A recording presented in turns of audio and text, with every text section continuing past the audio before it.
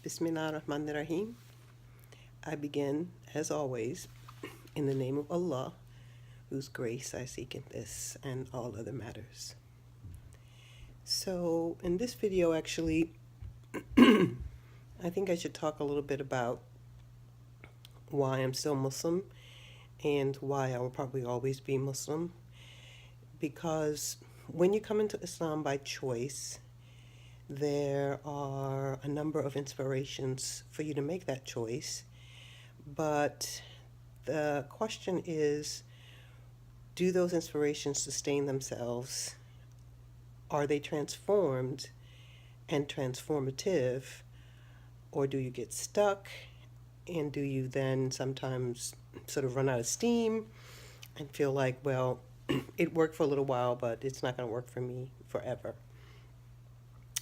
So for me, coming into Islam by choice when I was a university student, coincidentally, I came into Islam from being in a Christian family, and my father was a Methodist minister, so we had a very God-centric household, and I was very fond of my father, and he was a great inspiration to me.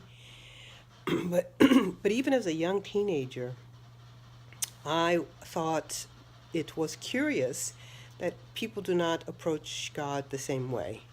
So I visited particularly other Christian denominations and eventually lived with Christian families who were Catholic and Unitarian Universalists, and even lived with a Jewish family. And again, it means that I observed that people approach the sacred in different ways. And I rather like that. So my first interest was in looking at things along the Judeo-Christian sort of trajectory of faith, because I started with the one that I was born in, and then I kind of branched from there to try to understand. My next interest was in Eastern traditions, Hinduism, Buddhism, Taoism.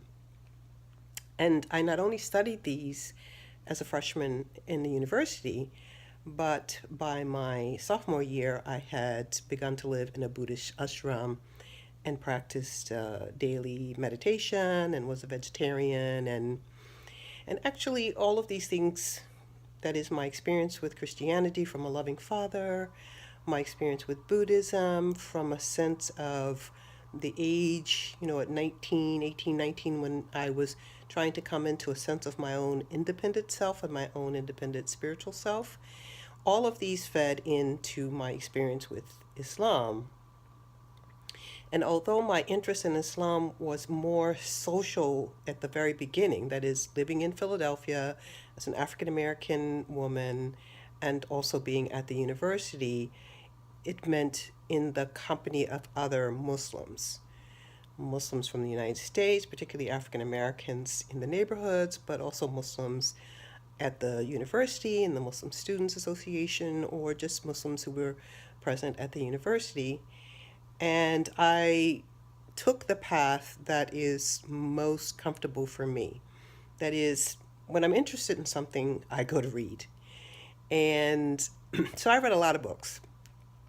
And I also had a crisis of sort of bodily integrity. Being a country girl, born and raised in Maryland, when I got to the city of Philadelphia, where my undergraduate university was, I thought, it's okay. You walk down the street, you smile at people, you say hello. And actually, it meant that guys used to follow me and, sort of harass me on the street. So I became very, very guarded. And I kind of combined my interest in Islam with my interest in modes of presenting myself in the public space with a certain kind of integrity. In fact, I covered my hair and wore long clothes before I was Muslim because of this same inspiration. On another occasion, I will talk to you about head coverings and all that kind of stuff. But right now, I'm just trying to talk a little bit about furthering this understanding that we have different meanings of the word Islam. And for me, at the beginning, my Islam was twofold. It was making an assessment of what that meant in terms of, being in my body. So, of course, I covered, but it also meant reading. And of course, the thing that I fell in love with was the Quran. But falling in love with the Quran can become also static. That is, you can get a high from it and it can last 2, 3, 20 years or whatever. And here we are 45 years later and I'm still in love with the Quran. So this has to do with, interacting with the production of knowledge for the thing that you say that you identify with. So I couldn't just be Muslim, I had to read. I couldn't just be a mom, I had to read. I couldn't be on certain types of medications now, for example, for blood pressure, without me going in and reading about the side effects of it, other ways to counter it, recommendations, for water intake and the like. That's me. I'm a nerd. I like to read. And the more information that I got, the more inspired I was. And in fact, I made a decision to go back to school to study for my master's and PhD in Arabic and Islamic studies, because it meant that I would have permission not only to read, but also to discuss. Not only to discuss in the context of the classroom, but also I became sort of a community spokesperson. I would speak at events in the Muslim community. And I feel that this relationship to the knowledge construct of Islam is the main reason why I'm still Muslim and I would still be Muslim. And in particular, because when I understood the most distinctive thing about Islam to be Tawheed, that is the oneness of the Creator, the oneness of all of us, really, the Tawhidic paradigm itself began to give me perspectives on the universe that made sense, and it so far has not been sort of, deconstructed. And that is that no matter how minute the construction of certain things in nature, there is still a unity, a harmony, and a beauty. No matter how small you break it down, there's still these sort of fabulous aspects of harmony and beauty. And I like this in terms of looking at the universe, especially when you also look out into the greater universe, into the planets and, the stars and the suns and, the universe.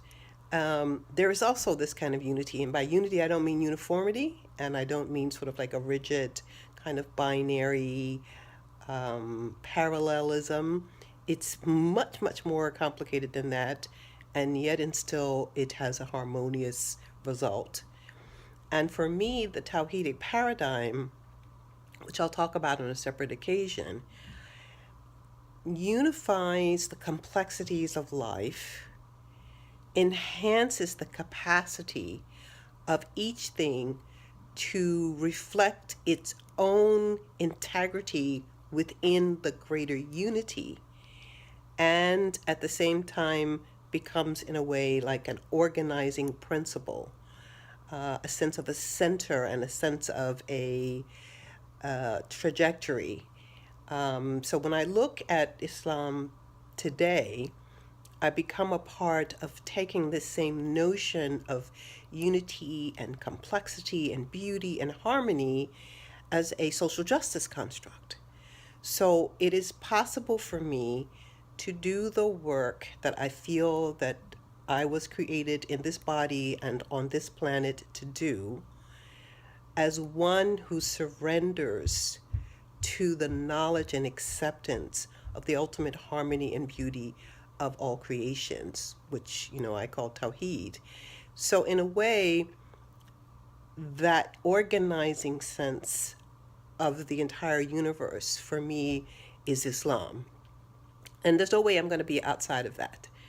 So my job, I think, is to understand it and to be at one with it, and then to live it, to reflect it in everything that I do in my relationships and in my individual and collective worship, as well as in my goals for the future. So for those who believe in the afterlife, you can sort of take it to that level. Okay? Thank you so much. Assalamu alaikum.